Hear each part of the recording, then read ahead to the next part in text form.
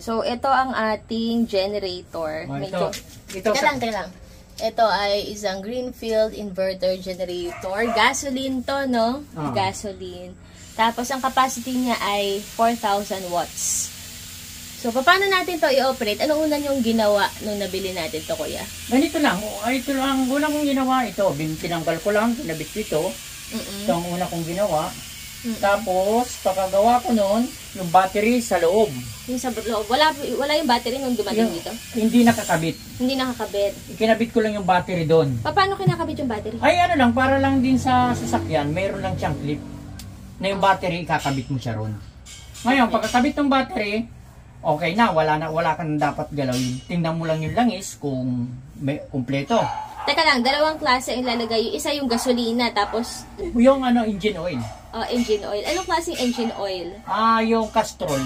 Castrol. Gaano karami nilagay na Castrol? Ang inilagay ko dyan ay 75%. Paano 75%? Kasi 1,000 yun. Anong 1,000? 1,000 milligrams yun. Yung isang ganito. bote. 1 liter is 1,000 milligram. Tapos 75% lang nilagay nila. Ang nakalagay lang sa brochure niya, 750 lang. Kaya 7.5 lang ang nilagay ko. Saan yung nilalagay, kuya? Dito. Ito. Hindi ko makita. Ay, kamote. Ito. Diyan yung sa... Ito yung sa langis.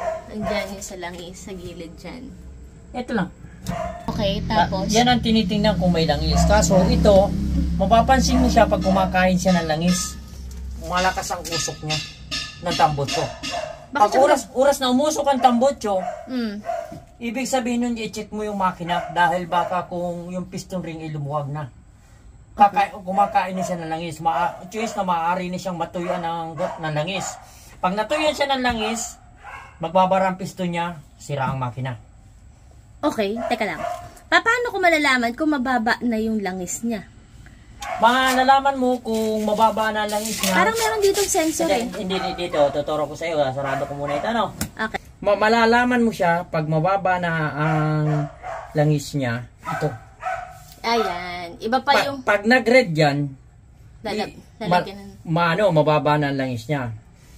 Pag ito naman ay nag-red, ibig sabihin, overload. Okay.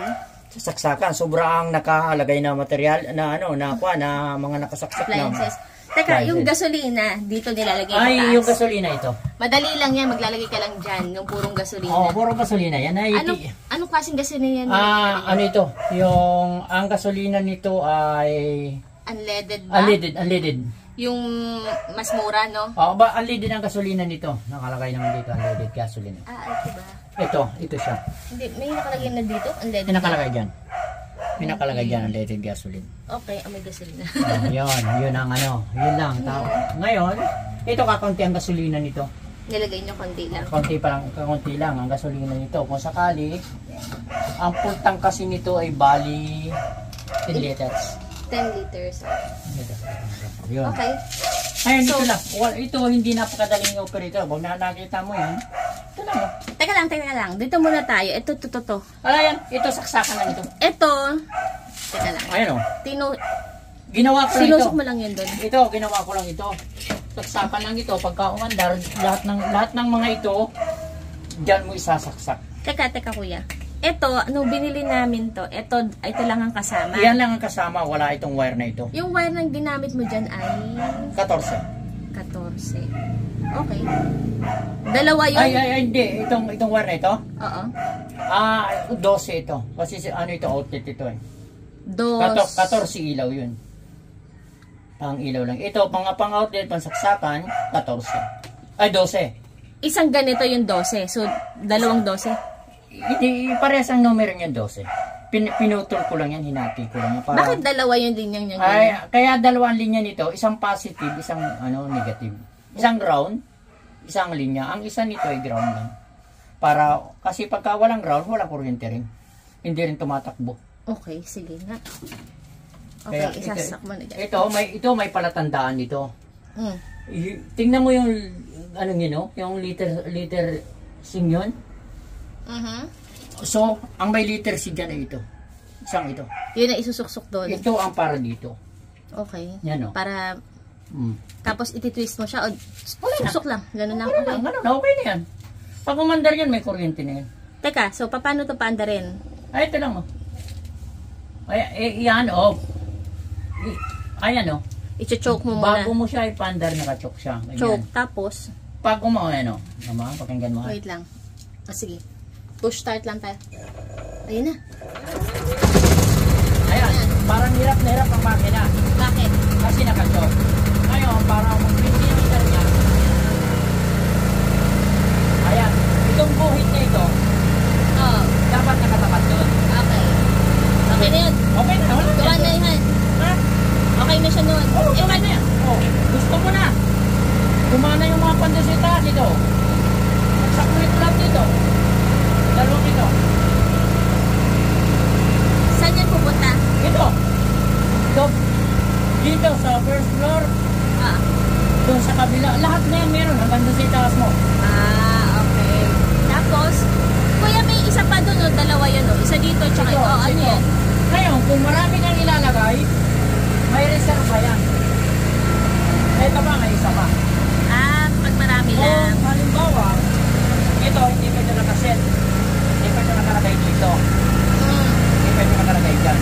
Ito, reserve pa lang ito. Hindi naman natin ito kailangan pa. Kung dumating ang araw na magka-problema ito, hindi pa ito ipalit. Okay. Sige. Sige, ito, bago mo magkakabit ko nito. Hindi mo na ginamit yan dahil hindi naman natin kailangan. Sige. Ngayon, kung gusto mo, nag-aandar doon sa itaas, may kakabit mo nga ito mamaya. May choice na gusto mo na maglagay dito, wala ka saksakan dito. Ito, ilagay mo dito. Diretso na. Ganon din. Okay. Saksakan naman yan yan. Kahit ay pwede ka lang magsaksak dito.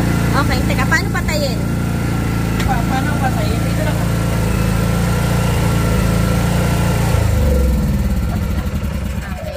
Push start button kasi siya. Ngayon, meron pa ako sa ituturo, no? Okay. Andarin ko ulit. Paano yung hatak? Hatak. Yung hinahatak. Ay, madali lang. Ito. Hatak lang yan. Sige nga, ikaw nga kuya. Isang hatak lang. Mahirap ba?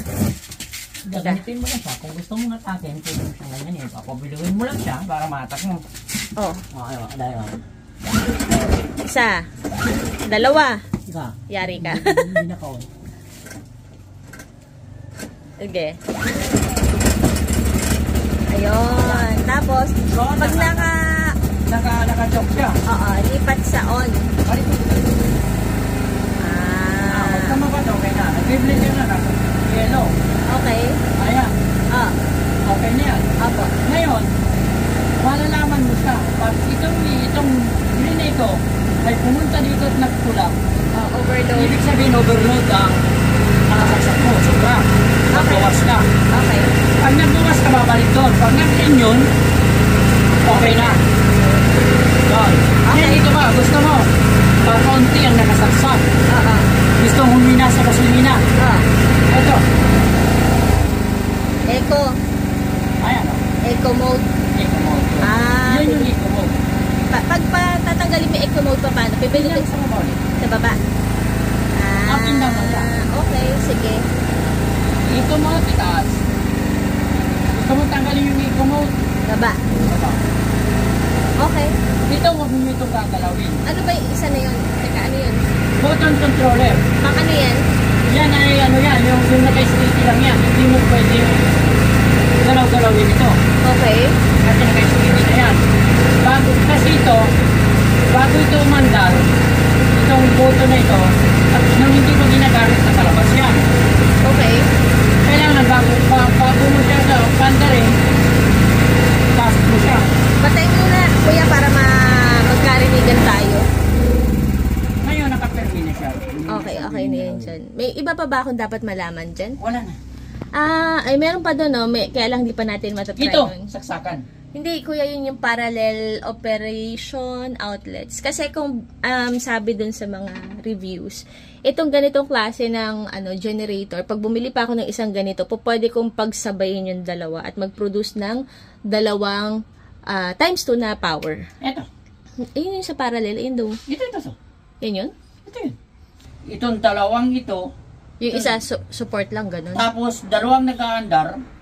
Yung kuryente nun, dito tatakbo. Dito lalabas. Okay. Isang ito. Ito yun. So, madali nga lang siya, yan. paanda rin. Ito, dalawa yan. Isa, Okay. itong isa. Hindi, ano yan kuya, USB. Ay, ito USB charger. Oo, Ito. charger. Yan yung isa yung parallel operations. Ito yon. Okay. Ito sa kung gusto mong mag-charge ng mga battery. Cellphone. Oh, ito. Okay. Halimbawa, battery, mag-charge ka ng battery, ito yun. Okay. Dito ka magkukuha ng Sige. charger ng battery, dito dyan ka masasaksak. Yun lang. At least, alam na natin kung paano to. Paanda rin. Yun lang naman kailangan eh. Okay. Thank you, kuya.